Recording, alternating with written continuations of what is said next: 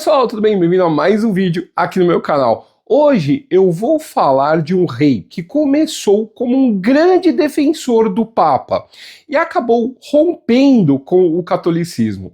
Henrique VIII sonhava em ficar conhecido pelas glórias no campo de batalha, mas acabou entrando para a história pelo seu jeito de tratar as esposas.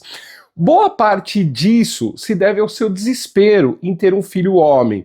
E no fim das contas, foi a sua filha quem o superou em tudo, tornando-se a maior rainha que a Inglaterra já viu. Para o bem ou para o mal, Henrique VIII transformou o seu país. Foi ele que abriu o caminho para que a Inglaterra se tornasse uma grande potência mundial. E é essa a história que eu vou contar hoje para vocês. Fique comigo até o final desse vídeo. Quando Henrique nasceu, a Inglaterra estava acabando de sair de um dos períodos mais conturbados e sangrentos da sua história, a Guerra das Rosas. Tem um episódio aqui no canal sobre ela. Henrique era filho de Henrique Tudor, um dos últimos herdeiros da casa de Lancaster, que se tornou rei ao derrotar Ricardo III da casa de York. Henrique VII, então, unificou os dois ramos ao se casar com Elizabeth de York, herdeira da casa rival. O terceiro filho do casal nasceu em 28 de junho de 1491 no Palácio de Greenwich e recebeu o nome do pai, Henrique. O herdeiro não era ele, e sim o seu irmão mais velho, Arthur, de 5 anos, que vivia com o pai, sendo preparado para ser rei, enquanto Henrique passou a infância com a mãe e as irmãs no Palácio de Eltham. Apesar disso, a educação de Henrique não deixou nada a desejar. Isso porque, como segundo filho homem, ele foi preparado para seguir a carreira na Igreja Católica.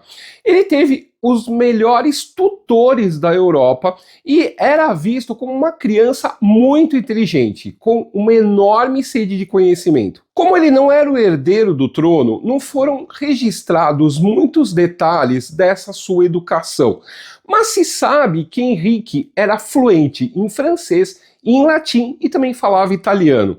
Ele também cantava e era um músico talentoso. Ele tocava diversos instrumentos e escrevia música. De acordo com a lenda, teria sido ele o autor de uma das composições mais famosas daquele período, Greensleeves. Além de estudioso, Henrique também era muito ativo. Ele gostava de praticar esportes, caçar e participar de justas, que era uma disputa de origem medieval entre dois cavaleiros com lanças. Ele também era muito charmoso e sociável. Além disso, era muito bonito, com quase 1,90 m de altura, atlético e de cabelos ruivos. O rei Henrique começou a fazer planos ambiciosos para o casamento do seu herdeiro, Arthur, e sonhava com uma aliança com a poderosa Espanha, que na época eram dois reinos unidos pelo casamento entre Isabel de Castela e Fernando de Aragão. Tem um episódio aqui no canal sobre eles. As negociações deram certo e Arthur ficou noivo de Catarina de Aragão, filha mais nova dos reis católicos. Os dois se casaram por procuração em 1499, mas a noiva só embarcou para a Inglaterra em 1501. Tanto Arthur quanto Catarina tinham 15 anos. Henrique desempenhou um papel importante na bênção que oficializou o casamento. Ele estava com 10 anos e já tinha sido nomeado pelo pai como Duque de York e Lorde Tenente da Irlanda, dois postos importantes na corte inglesa. Mas apenas 3 meses depois, tanto Arthur quanto Catarina ficaram doentes ao mesmo tempo. Acredita-se que eles tenham tido a chamada doença do suor, uma infecção misteriosa que causava epidemias na Inglaterra.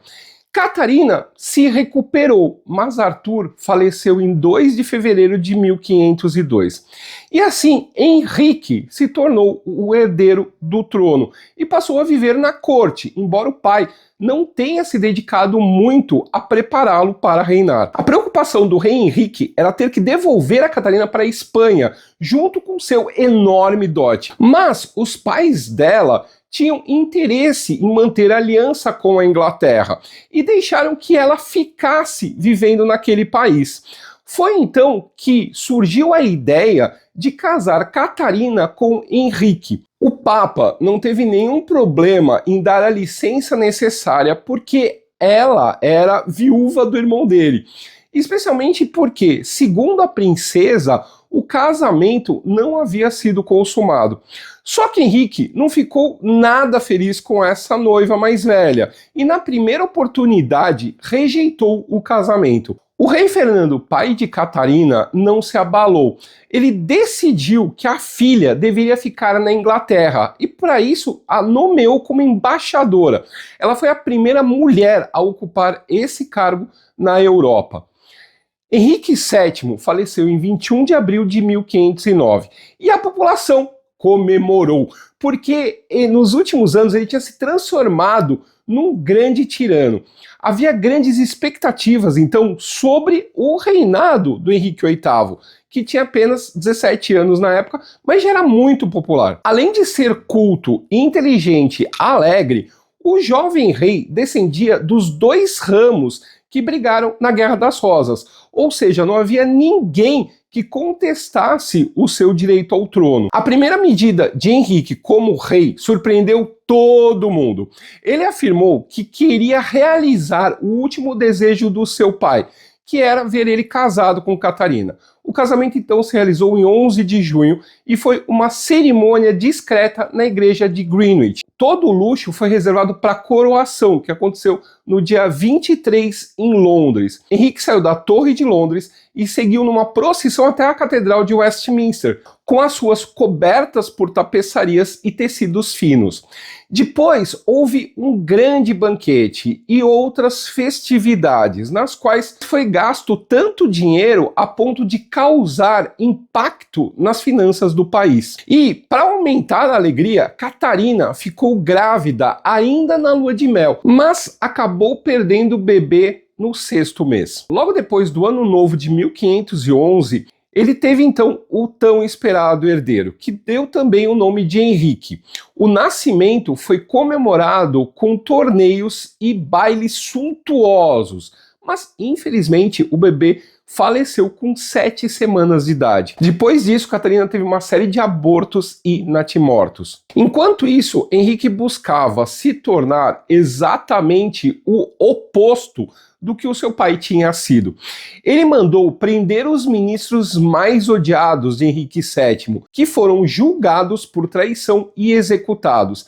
Também libertou vários membros da Casa de York que tinham lutado contra os Tudors e sido postos em prisão. Henrique gostava das coisas boas da vida, tendo sido descrito como o soberano mais bem vestido da Europa. Ele apreciava a boa música, a boa mesa, e logo o conselho privado começou a ficar preocupado com as desordens nas finanças do rei. O conselho privado era um órgão administrativo que aconselhava o monarca a implementar as suas decisões. Como eles controlavam os selos necessários para autorizar as ações do rei, procuravam usar esse poder para manter os gastos sob controle. Para a infelicidade do Henrique, o conselho também o proibiu de continuar praticando as justas por serem muito perigosas. Também proibiu que ele liderasse pessoalmente as tropas inglesas quando Henrique e seu sogro Fernando decidiram declarar guerra à França em 1512. Os dois países faziam parte da Liga Santa, formada pelo Papa Júlio II, com o objetivo de proteger os estados papais contra esse país, que na época era governada por Luís XII. Henrique sonhava em se tornar rei da França, uma antiga aspiração dos reis ingleses. Mas a campanha foi um fiasco e não deu em nada. Nessa época, o conselho privado era formado pelos mesmos homens que aconselhavam antigamente o rei Henrique VII. Mas o novo rei não demorou para começar a nomear membros que fossem menos cautelosos e conservadores. Entre eles estava um jovem padre chamado Thomas Wolsey. Wolsey se tornou muito bom em concordar sempre com o que Henrique queria, e acabou se tornando o braço direito dele. Em 1513, o rei inglês tinha convencido o imperador Maximiliano I do Sacro Império Romano-Germânico a se juntar à Liga Santa e participar de uma nova campanha para invadir a França. Então, com a ajuda de Wolsey, Henrique convenceu o conselho a permitir que ele liderasse o exército dessa vez. Em 30 de julho, o exército inglês desembarcou em Calais, que na época era território britânico na França, e foi se encontrar com as tropas de Maximiliano. Essas forças derrotaram o exército francês em 16 de agosto, na chamada Batalha das Esporas, porque se dizia que os franceses usaram mais as esporas nos cavalos para fugir do que armas para lutar. Depois disso, os aliados tomaram algumas cidades na França, entre elas Tourne, que ficou nas mãos dos ingleses por 5 anos. Quem aproveitou a ausência de Henrique foi Jaime IV, rei da Escócia, que era casado com Margarida, irmã do rei inglês. Ele era aliado do rei da França e decidiu ajudar invadindo a Inglaterra. O que Jaime não esperava era que a rainha Catarina se pusesse à frente do exército e liderasse os ingleses para enfrentá-lo na Batalha de Flodden, em 9 de setembro. Não só os escoceses foram derrotados, como o próprio rei Jaime acabou morto na batalha. E Catarina fez tudo isso grávida, embora outra vez o bebê não tenha sobrevivido. O problema é que os cofres da Inglaterra acabaram por se esvaziar completamente com essas guerras. Além disso, o Papa Júlio II morreu e o seu sucessor não estava a fim de continuar com a disputa. Henrique, então, decidiu negociar a paz com a França. O rei Luís XII tinha acabado de ficar viúvo, e parte do acordo envolveu o casamento dele com Maria, a irmã mais nova do rei Henrique VIII. Finalmente, em 18 de fevereiro de 1516, a rainha Catarina deu à luz a uma criança, que sobreviveu à infância. Mas, infelizmente, não era um menino tão esperado, e sim uma menina, que recebeu o nome de Maria. As mulheres podiam herdar o trono na Inglaterra. Só que na única vez que isso aconteceu, no século XII, os nobres se revoltaram. Então havia um receio de que isso pudesse causar caos e até mesmo uma guerra civil. Enquanto isso, o Wolsey estava acumulando cada vez mais poder. O Papa o nomeou arcebispo de York em 1514 e cardeal 2 anos depois. Na mesma época, ele foi escolhido por Henrique como Lord Chanceler, o posto mais alto da burocracia inglesa. Era uma espécie de ministro da Justiça, além de principal conselheiro real. O Wolsey tinha liberdade para governar em nome do rei, e isso permitiu que Henrique se dedicasse à diversão e aos prazeres que mais o interessavam. Por exemplo, as mulheres. Não se sabe exatamente quantas amantes ele teve. Porém, há quem diga que não foram tantas assim, enquanto outros garantem que ele pulava de galho em galho. Sabe-se que ele se envolveu com uma das irmãs do Duque de Buckingham e mais tarde teve um caso com Maria Bolena, dama de companhia de Catarina. A mais importante dessas amantes foi Elizabeth Blount, filha de um nobre menor da corte inglesa. Eles permaneceram juntos por muitos anos e em 1519 eles tiveram um filho, Henry Fitzroy. Fitzroy quer dizer filho do rei.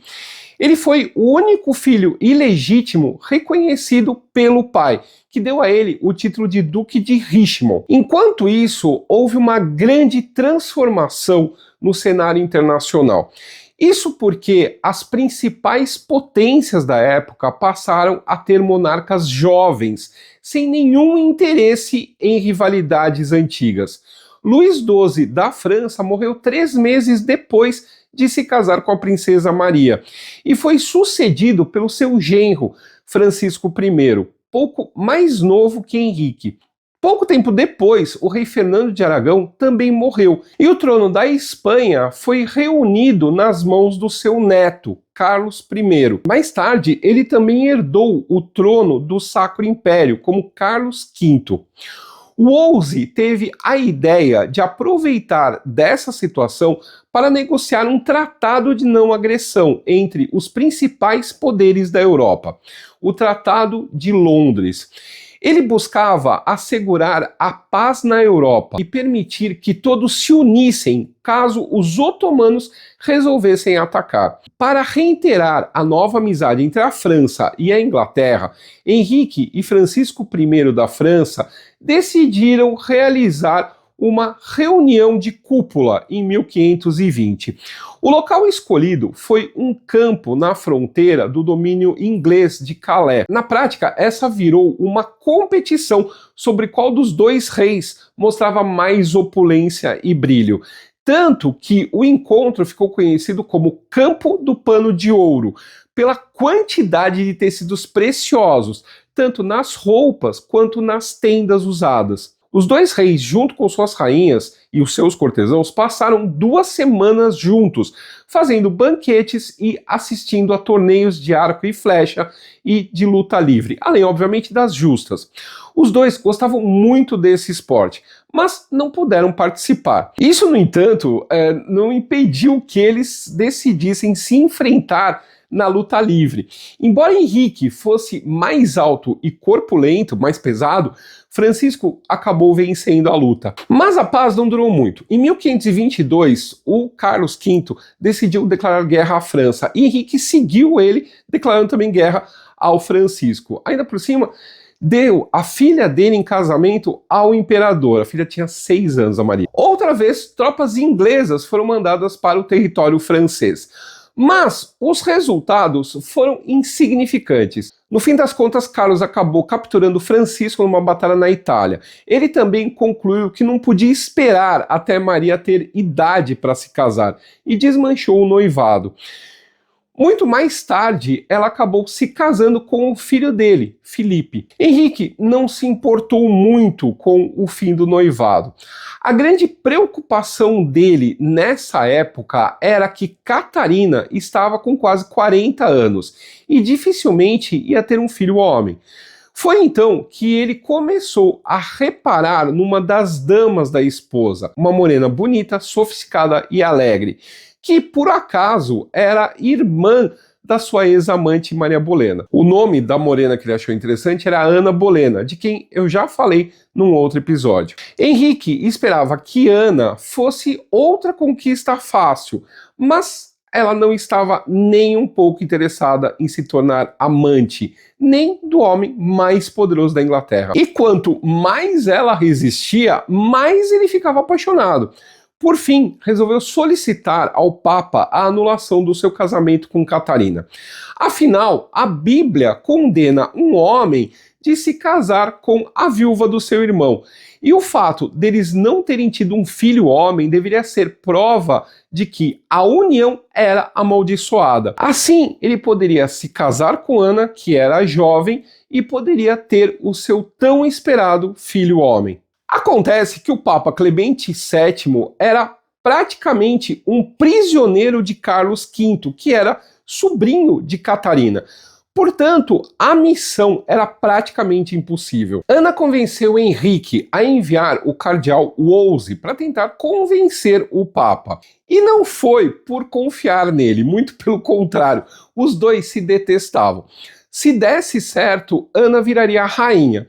Se não desse, ela se livraria do seu rival na corte. Wolsey usou todo o seu talento diplomático para tentar convencer o Papa, que acabou aceitando mandar um representante para julgar a questão na Inglaterra. Só que o enviado não tinha nenhuma pressa em chegar e levou mais de 1 ano para fazer a viagem. Ele enrolou tanto durante os procedimentos que o caso teve que ser suspenso. Henrique ficou furioso e colocou toda a culpa em Wolsey, que perdeu todos os seus postos e foi obrigado a sair da corte. Mais tarde, o rei mandou julgá-lo por traição, mas o cardeal morreu no caminho para ser julgado. O incidente também serviu para Henrique começar a prestar atenção nas ideias religiosas de Ana, que tinha simpatia pelo protestantismo, uma vertente do cristianismo surgida pouco mais de 10 anos antes. Até então, Henrique tinha sido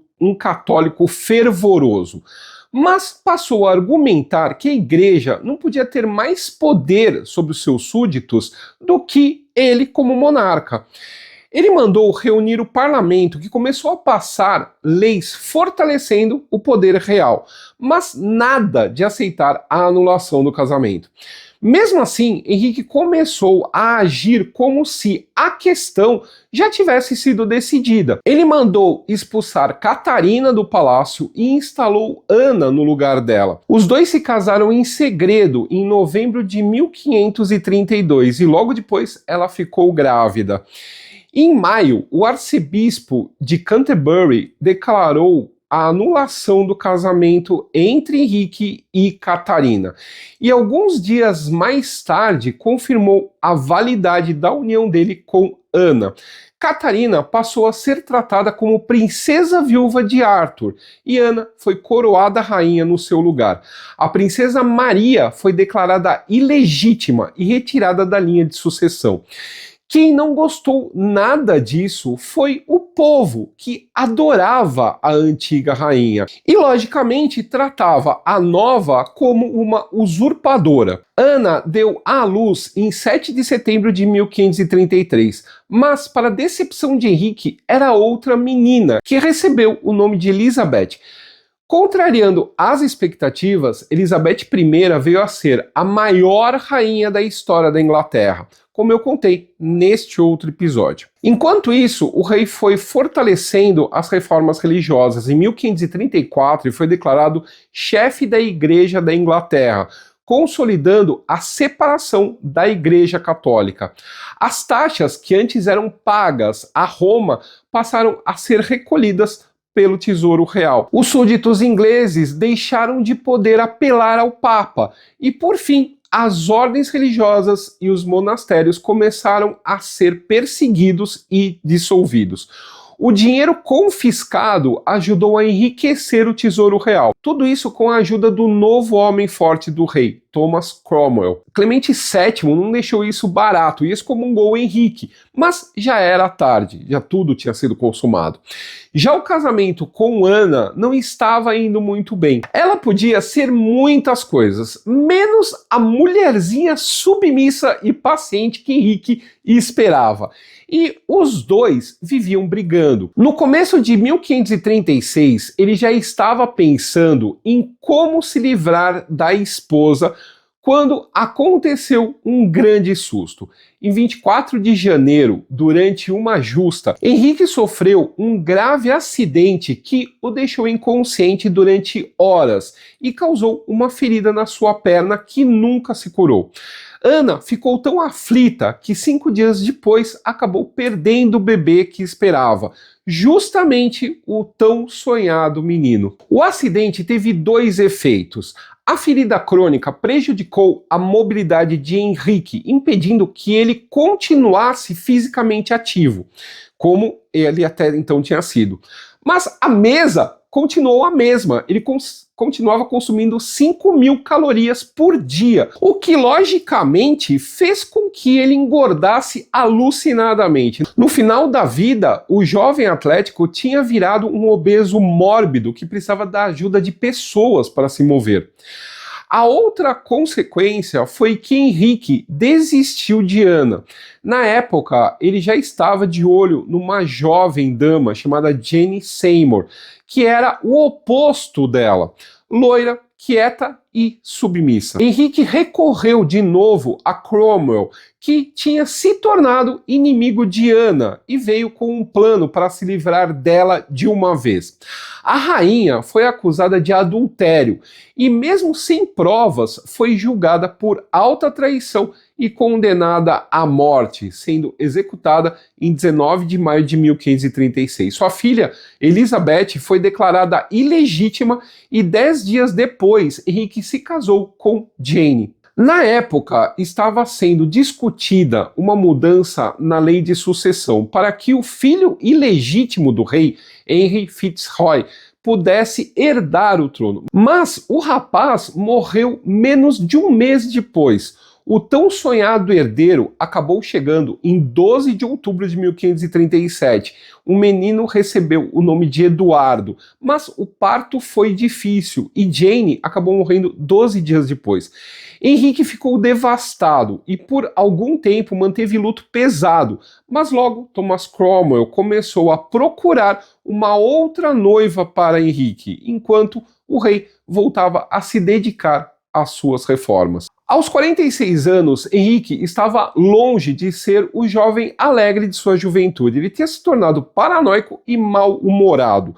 Isso pode ter sido consequência do acidente na Justa, mas um estudo de 2010 apontou que ele apresentava sintomas da síndrome de MacLeod, uma desordem genética que, entre outras coisas, causa problemas neurológicos e mudança de comportamento e de humor. Esse diagnóstico também justificaria a quantidade de perda de gestações das suas esposas. E com essas mudanças, Henrique acabou se transformando num tirano ainda pior do que o pai dele. Ele não tinha dúvidas em perseguir e executar qualquer um que discordasse dele, tanto na política quanto na religião. Acredita-se que pelo menos 50 mil pessoas foram executadas ao longo do seu governo, muitas delas sem direito a um julgamento. Finalmente, Cromwell encontrou uma nova esposa para Henrique, Ana de Cleves. Ela era irmã de um duque alemão. Ela também era protestante e foi descrita como sendo muito bonita. Mas quando Ana desembarcou em Londres, em janeiro de 1540, Henrique não gostou da aparência dela e imediatamente começou a tentar anular o casamento que nunca foi consumado. Ela não protestou e acabou se dando bem. Em vez de lidar com o marido doente e mal-humorado, acabou recebendo o título de irmã do rei. Teria casa, uma corte e uma bela pensão para viver onde bem entendesse. Quem levou a culpa foi Cromwell, que tinha reunido tanto poder quanto inimigos. Embora não haja indícios de alguma diferença política entre ele e Henrique, o conselheiro sofreu o mesmo destino que havia traçado para Ana Bolena. Ele foi acusado de traição e, mesmo sem evidências, acabou sendo decapitado. No dia seguinte, em 28 de julho de 1540, Henrique se casou com Catarina Howard. Ela era sobrinha de um inimigo político de Cromwell. Ela tinha 17 anos, era linda e alegre. Um pouco alegre demais para uma rainha.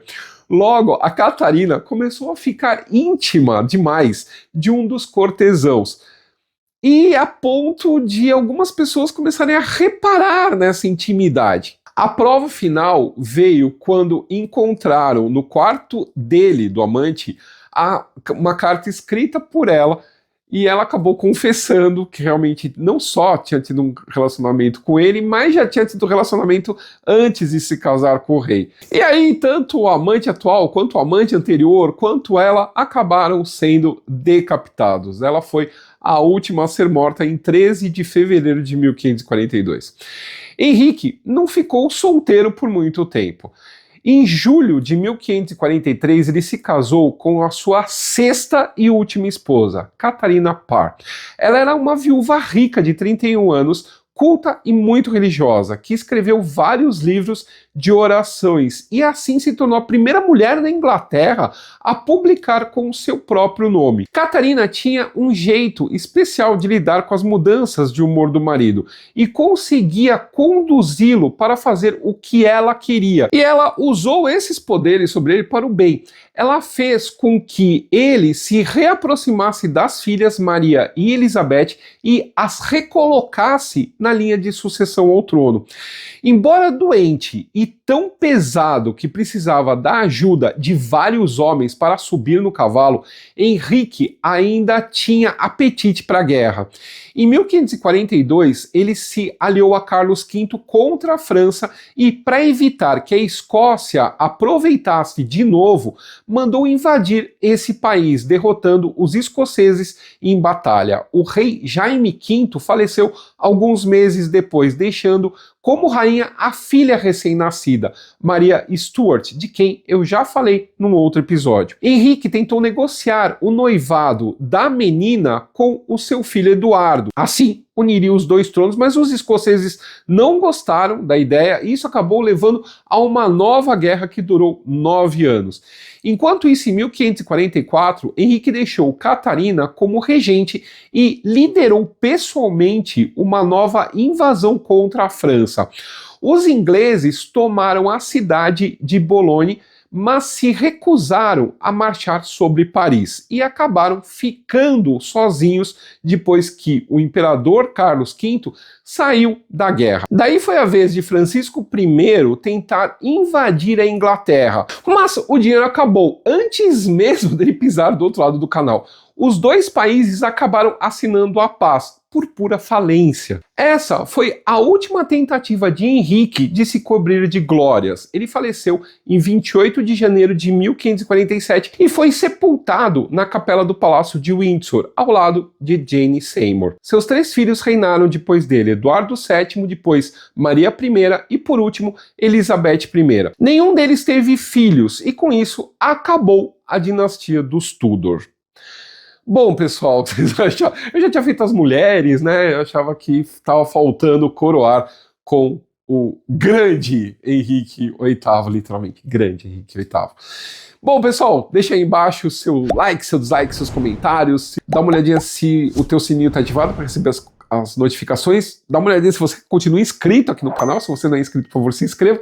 Para ajudar o canal, você pode mandar um Pix para nós ou então entrar para o clube do canal. O link está aqui embaixo. Tá legal? Um abraço, até o próximo vídeo.